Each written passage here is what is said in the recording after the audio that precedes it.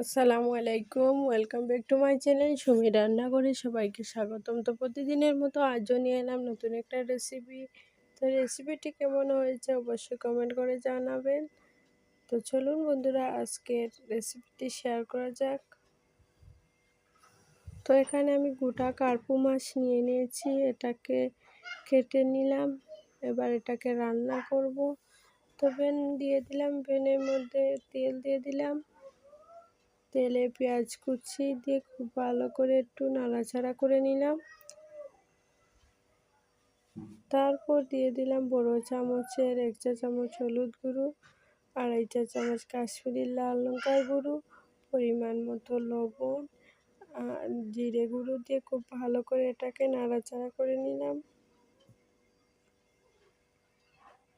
তো মশলাটাকে খুব সুন্দরভাবে কিন্তু আমি একটু ভেজে নিলাম।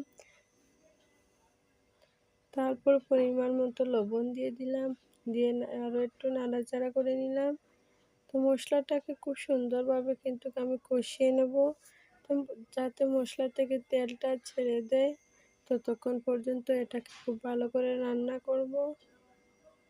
তো দেখুন পারফেক্টলি মশলাটা কিন্তু ভাজা হয়ে এসেছে। এবার কিন্তু মাছটা দিয়ে দেব। তো এই লোকাল মাছটা আমি ভাজবো না, আনা ভেজে রান্না করব। তো লোকাল মাছ না ভেজে রান্না করলে খেতে কিন্তু বেশি ভালো লাগে।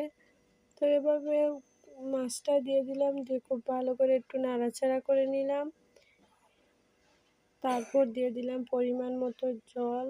তো এখানে আমি গরম জল দিয়ে দিলাম, দিয়ে কিছুক্ষণ এটাকে রান্না করে নিলাম। যেহেতু এটা কাঁচা মাছ, তো বেশিক্ষণ কিন্তু এটাকে রান্না করতে হবে। তো এটাকে 2 মিনিটের মতো কিন্তু আমি ঢাকনা দিয়ে দেব। তো 2 মিনিট পর ফিরে এলাম, দেখুন রেসিপিটি অর্ধেকটা কিন্তু হয়ে এসেছে। তারপরও আমি আরও একটু জাল করে নেব। তো আরও একটু নাড়াচাড়া করে নিলাম, দিয়ে এটাকে আবার ঢাকনা দিয়ে দেব।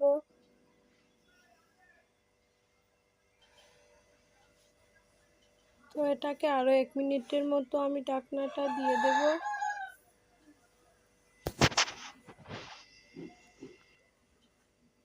তো 1 মিনিট পর ফিরে এলাম, দেখুন রেসিপিটি একদম পারফেক্টলি রেডি হয়ে গেল। তো রেসিপিটি কেমন হয়েছে অবশ্যই কমেন্ট করে জানাবেন। তো এভাবে লোকাল মাছ রান্না করলে খেতে কিন্তু অসাধারণ হয়। তো আজ করলাম কার্পু মাছের ঝোলের রেসিপি। তো ভিডিওটি